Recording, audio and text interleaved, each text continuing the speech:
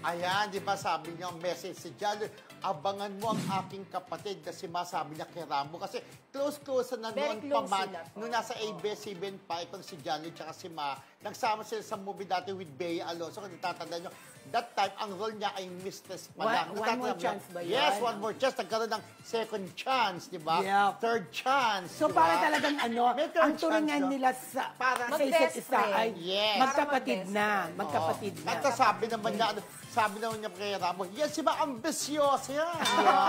Ambisyosa daw si Ma Hassan. Ambisyosa siguro. Merong goal na gustong marating, di ba? Nagbibiro lang si ano noon. Correct. Si John. Pero congratulations, Ma and Rambo Nunez sa inyong kasal, di ba? Yes, siyempre, susunod yan. After ng kasal, alam mo nang kasunod. Yeah, so, magkakaroon ng magkakaroon family. na ng gano'n. Kasal Family. na, na rin Hindi, naman after si kayo sa honeymoon mo lang. Alam, family. Ano Pag muna. nagkajunak na sila, family na. Una muna nga, kasal. Oo, alam ko lang tinutukoy mo. Ganon. Ulot-pulutan. Kasi ganon, family na. True. Diba? Kaya abangan nyo po ang buong detalye ng Maharambo Wedding sa Teletabloid. Mamaya yan, 6 p.m. po.